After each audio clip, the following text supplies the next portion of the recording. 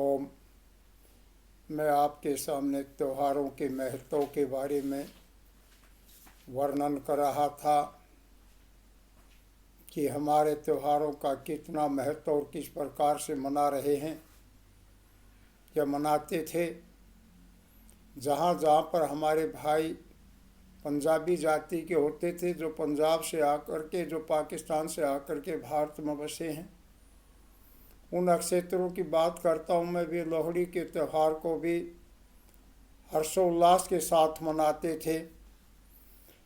मूंगफली रेवड़ियाँ बांटते थे, गीत गाते थे। यदि उनके परिवार में किसी नन्हे बच्चे के जन्म लिया हो तो अपने घर के सामने सायंकाल को खुशी में लकड़ी की बनी हुई कोई वस्तु, चाहे कुर्सी है, चाहे चरखा है, पीढ़ा है और अन्य जो भी हो, उसको जलाते थे, गीत गाते थे और खुशी मनाते थे। बैसाखी का त्यौहार भी आता था, इसे मेघ भी बोलते थे। ये फसल के पकने का सूचक था। इस दिन फसल पककर तैयार हो जाती थी। यह कहावत भी थी कि आई मेघ, कर गई सब फसलों का एक मेघ। लोग अपनी फसल की कटाई के लिए अपने औजारों को तैयार करते थे और सभी व्यक्ति अपने खेतों में जाकर दराती से फसलों की कटाई आरंभ करते थे। इस दिन बैलों का दौड़ना, घोड़े और ऊंट का दौड़ना, नवयुवकों का कुश्ती लड़ना आदि मुख्य खेल होते थे। कहीं कहीं पर इस दिन मेले भी लगते थे। मनोरंजन का भी बहुत अच्छा साधन होता था। इसके बाद होली का त्यौहार भी बड़े हर्षोल्लास के साथ मनाते थे। फागुन मास में सबसे प्रसन्नचित रहने का होता था। लड़कियां इस मास में आरंभ से सायंकाल को भोजन खाने के बाद खेला करती थी, गीत गाया करती थी। होली से एक सप्ताह पहले देवर भाभी के खेल होते थे। फागुन के दिन अपने घर के कामों को छोड़कर खेलते थे। बाद में सीली सातम तक भी इस खेल को खेलते रहते थे। छोटे बच्चे होली दहन के समय बम पटाखे छोड़ते थे, कुश्ती दंगल होते थे। सभी भाईचारे को खुश रहने का संदेश देते थे। सभी मिलजुल कर उत्सव को मनाते थे। गांव या शहर की गलियां कच्ची होती थी।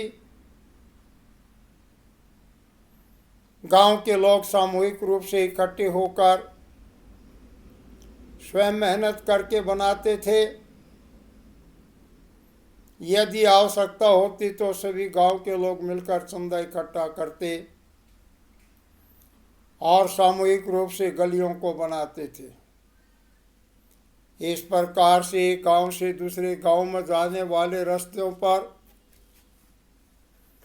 जिन्हें हम गोहर, गमा या कच्चे रास्ते बोलते हैं, उनको भी मिलजुल कर ठीक करते थे। जो रास्ते एक शहर से दूसरे शहर के साथ जुड़ते थे, वे ककरेड़ों से निकलने वाली सफ़ेद कंकरों की वो सड़क बनी हुई होती थी। उन पर प्राइवेट बस या लारी चलती थी। एकाध कार भी आ जाती थी। बैलगाड़ी, घोड़ा, तांगा, ऊंट, घोड़ियां आदि सवारी के लिए या भार ढोने के लिए काम करते थे। ट्रक या रेलगाड़ियां भी कहीं कहीं पर चलते थे, लेकिन इन रेलगाड़ियों में बैठते समय लोग डरते थे। डरने के दो कारण थे। एक तो उन लोगों के पास पैसा कम होता था जो किराए के रूप में देना पड़ता था, उसे चुकाने में परेशानी होती थी। दूसरा, ये गाड़ियाँ तेज चलती थी, उससे भी डरते थे। लेकिन बैलगाड़ी का दौड़ाना, घोड़ी का दौड़ाना इन लोगों का शौक होता था। अधिकतर लोग पैदल चलना पसंद करते थे और वे अपने रास्तों पर चलते थे। उनकी कहावत भी थी कि चलना राहे का चाहे फेर हो, बैठना भाइयों का चाहे बैर ही हो। ये लोग गांव गांव में अपने मित्र घर रखते थे, कहीं पर अपना भोजन खाते थे। आते जाते समय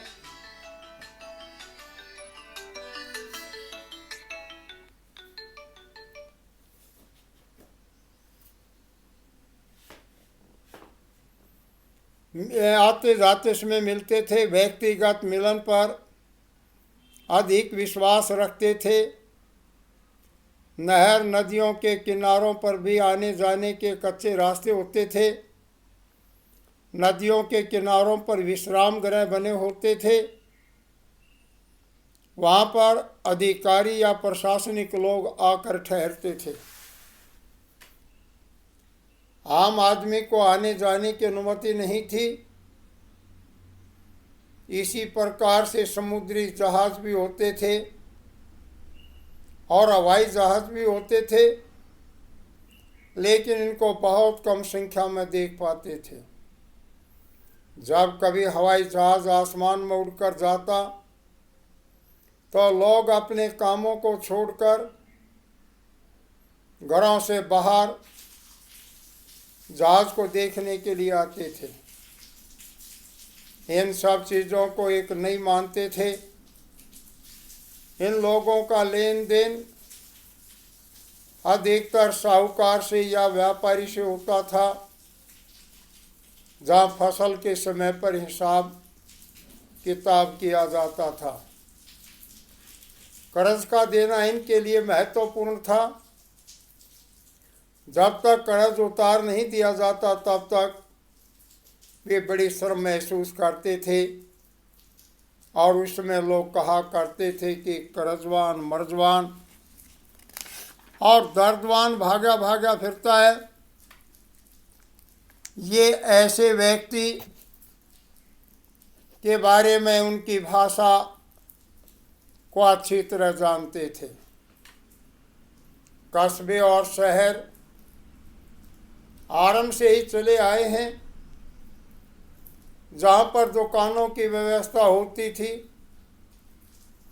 मुख्य सामान बाजार से ही आता था, बाकी सारी व्यवस्थाएं गांव में ही हो जाती थी।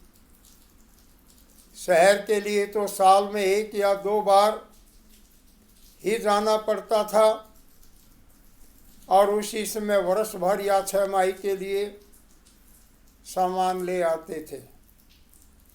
गांव स्वावलंबी होते थे, सभी वस्तुओं का स्वयं उत्पादन करते थे। गांव में एक आध दुकान होती थी, उनका भी संबंध शहरों से ही होता था। ये सारी व्यवस्थाएं नैतिकता पर आधारित होती थी। खानदान की पहचान भी नैतिकता पर आधारित थी।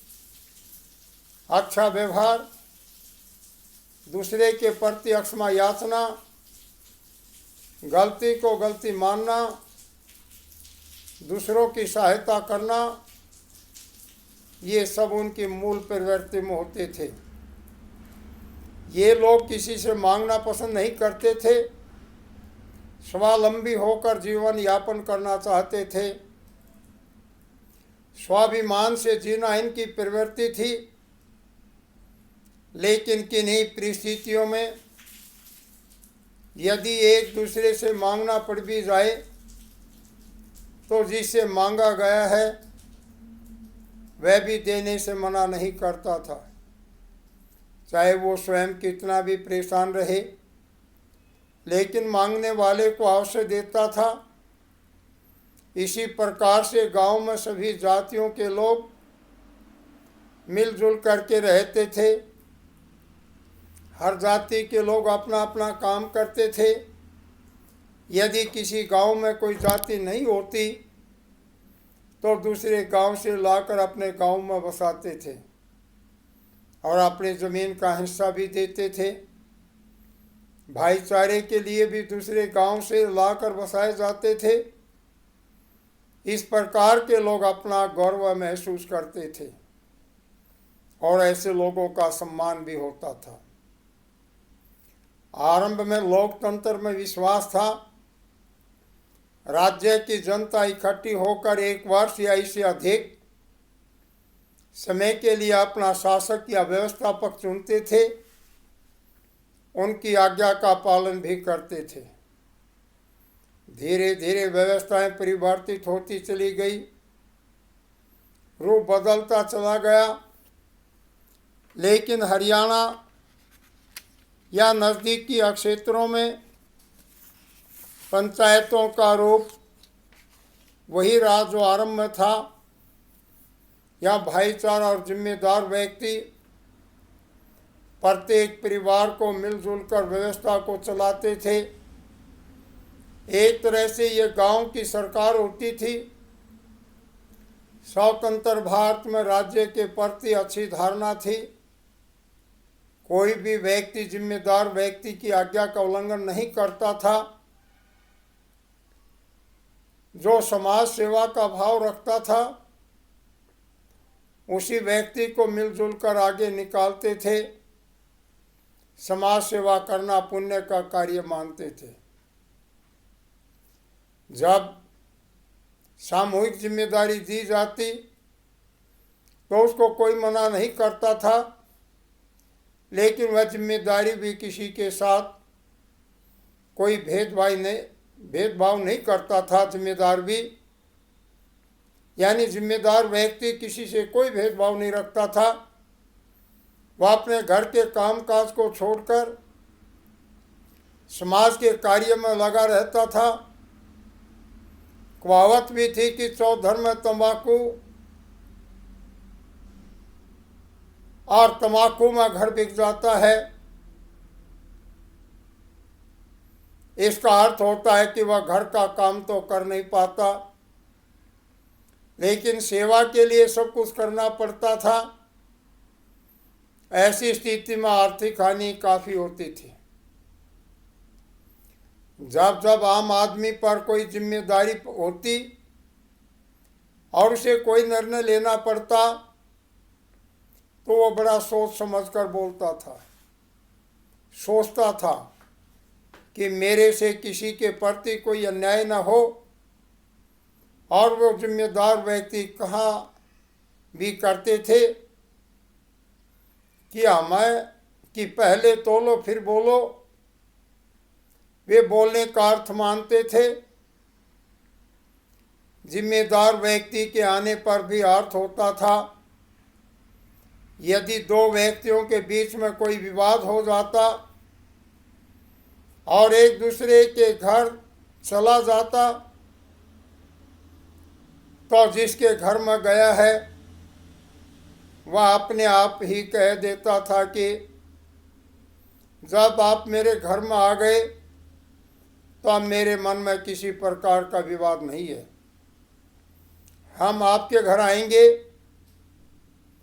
वे सोचते थे कि साथ किसी के कुछ नहीं जाना, और मिल बैठ कर के मन के सहारे पाप दूसरे दूर कर लेते थे। प्रत्येक व्यक्ति सम्मानीय होता था, एक दूसरे के दर्द और प्यार को समझते थे। मानवता प्राथमिक स्तर पर होती थी। महिलाओं का स्थान पवित्र होता था, माना जाता था। सभी व्यक्ति दूसरे की बहू बेटी को अपनी बहू बेटी के समान इज्जत देते थे। यदि दो व्यक्तियों में कोई विवाद या झगड़ा आ जाता और उनमें बच्चे या महिला आ जाती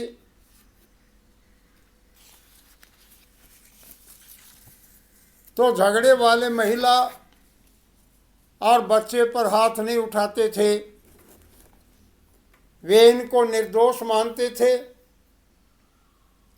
ऐसी स्थिति में भी यदि कोई महिला कहीं खेत आदि में अकेली जा रही हो, कितना भी विवाद किसी का हो, लेकिन वह अपनी जिम्मेदारी मानते थे और उस महिला की रक्षा का अपना दायित्व समझते थे। लड़कियों का दर्जा तो और भी पवित्र होता था। लड़कियों को एक कन्या मानकर पूजनीय और पवित्र मानते थे। लड़की के बारे में कई ऐसी धारणा थी, यदि किसी लड़की की शादी हो रही हो और राह चलते व्यक्ति को पता चल जाए तो वह कन्यादान देकर ही आगे जाता था। लड़की को सभी सम्मान देते थे, लड़की को सभी समान भी मानते थे, चाहे कितना भी कोई विरोधी हो। लड़की को कुछ नहीं कहते थे। बच्चों के प्रति भी यही धारणा थी। बच्चों की बात पर सब विश्वास करते थे। यदि किसी बच्चे के सत्य होने की जांच करनी होती, यदि किसी बात के सत्य के होने की जांच करनी होती तो बच्चों से पूछकर सत्य मानते थे। बच्चे को भगवान का रूप मानते थे। वे कोई भेदभाव में नहीं देखते थे। बच्चे सबके प्यारे होते थे, सभी बच्चों को खिलाते थे। अब मैं तुम्हारे सामने जीवन शैली के बारे में वर्णन करना चाहूँगा। हमारी संस्कृत की जीवन शैली हमारे पूर्वजों की जीवन शैली बड़ी साफ और वैज्ञानिक होती थी। उनकी प्रत्येक बात और प्रत्येक काम वैज्ञानिक दृष्टि पर निर्भर करता था। उसमें अंधविश्वास का स्थान नहीं था। हमारे पूर्वज निडर होते थे। वे अंधविश्वास और पाखंड का विरोध करते थे। प्रत्येक कार्यों को प्रमाण के आधार पर मानते थे। जो बातें सत्य होती थी उसी को धारण करते थे। बच्चे के जन्म से लेकर मृत्यु तक पशु पक्षी, जंगली जानवर से लेकर पेड़ पौधे, नदी नाले, सभी पर वैज्ञानिक दृष्टिकोण होता था। प्रकृति और ब्रह्मांड सभी पर चिंतन वैज्ञानिक था। राज्य और प्रशासनिक व्यवस्थाओं पर भी विश्वास रखते थे। मैं यहाँ पर कुछ वर्णन करना चाहूँगा। जब हमारे पूर्वज परिवार की रचना का चिंतन करते थे तो हमारे परिवार के जिम्मेदार सदस्य इकट्ठे होकर एक साथ बैठकर चिंतन करते थे कि हमारा बच्चा जवान हो गया है, हमें इसकी शादी करनी है और गृहस्थ जीवन में प्रवेश करवाना है, तो सबसे पहले उसके स्वास्थ्य पर ध्यान दिया जाता था। उसके भोजन का विशेष प्रबंध किया जाता था। व्यायाम करने के लिए भी प्रेरित किया जाता था। शरीर से ताकतवर बनाते थे। उनकी धारणा थी कि यदि हमारा लड़का अधिक ताकतवर होगा तो उनकी संतान भी स्वस्थ और ताकतवर होगी। इस प्रकार से लड़की के माता पिता भी विवाह से पहले अपनी लड़की को विशेष ताकतवर भोजन देकर स्वस्थ बनाने का प्रयत्न करते थे। उसके बाद विवाह का चिंतन करते थे।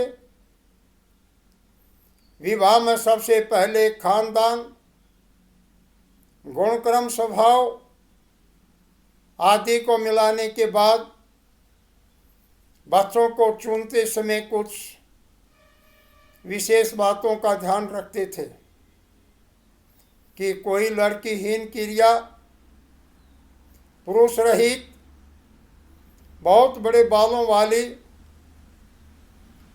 बवासीर युक्त, अक्षय व्याधि से युक्त, मंदांगनी, मृगी, श्वेत कुष्ठी, गलित कुष्ठी, कपिल रंग वाली, अधिक अंग वाली, बिना बालों वाली, कठोर बोलने वाली कन्या को नहीं लेते थे। नामों के बारे में भी उनका विश्वास था। वे नक्षत्र, वृक्ष, नदी, अंत्यज, पहाड़, शराब आदि नामों वाले या भयंकर नामों वाली लड़की का भी रिश्ता नहीं लेते थे। 20 वर्ष शादी नहीं करते थे। अन्य वर्ष को चुनकर 20वें वर्ष में शादी नहीं करते थे। अन्य वर्ष को चुनकर तब शादी करते थे। विवाह में भी मास का ध्यान रखा जाता था। यदि कोई पुत्र या पुत्री जेठ मास में पैदा हुई हो तो उसकी शादी ज्येष्ठ मास में नहीं हो करते थे। इसी प्रकार से महीनों का भी प्रभाव होता था। उतरते आषाढ़ मास की भुंडलिया नौमी से लेकर उतरते कार्तिक की देव उठनी ग्यास तक कोई शादी नहीं की जाती थी। जो शादी या संस्कार होते उसे भी दिन के समय किया करते थे। संसार के लिए मुख्य समय गोधूली का समय पवित्र माना जाता था। शादी करने के उपरांत लड़की या तो पहले ही वर्ष में अपने ससुराल चली जाती थी, अन्यथा तीसरे, 5वें, 9वें वर्ष भेजी जाती थी। दूसरे, चौथे, छठे, 8वें वर्ष को शुभ नहीं मानते थे। जहाँ तक विवाह के समय मांडा बांधने के बारे में कार्य होता था, वे भी या तो 2 या 4 मांडे बांधे जाते थे। 1, 3, 5 को शुभ मानते थे। इसी प्रकार से लड़के और लड़की के बाने बैठने के बारे में भी होता था। पहले लड़की के बाने निकाले जाते, उससे 2 अधिक लड़के के बाने निश्चित किए जाते थे। बाने निकलवाने का कार्य लड़की का पिता के पक्ष वाले करते थे। इसी प्रकार से लड़की को ससुराल भेजते समय वार, महीना, वर्ष एवं तिथि का विशेष ध्यान रखते थे। रिश्तेदारों के दोनों परिवारों के बुजुर्ग व्यक्ति बैठकर बच्चों को लाने ले जाने पर चिंतन करते थे। इसमें भी वार और तिथि को देकर निश्चित करते थे, क्योंकि बुधवार के दिन महिला न तो आती थी और नहीं जाती थी। यदि किसी परिस्थिति में आना जाना भी पड़ जाए तो मंगलवार की शाम को ही किसी पड़ोसी के घर में जूते रखा करते थे, जिनको पहनकर लड़की जाती थी। परिवार रचना में भी वार का, तिथि का, मास का, वर्ष का प्रभाव मानते थे। उनकी गणना के उपरांत ही निश्चित तिथि करते थे। समय निश्चित करते समय युगम और अयुगम तिथियों का ध्यान में रखा जाता था। इसलिए भेजने से पहले मास और तिथि बता दिया करते थे। इस कार्य को करने में 2-2, 3-3 मास लग जाते थे। इससे आगे का वर्णन हम फिर करेंगे। यह हमारी जीवन शैली के बारे में वर्णन है। ओम।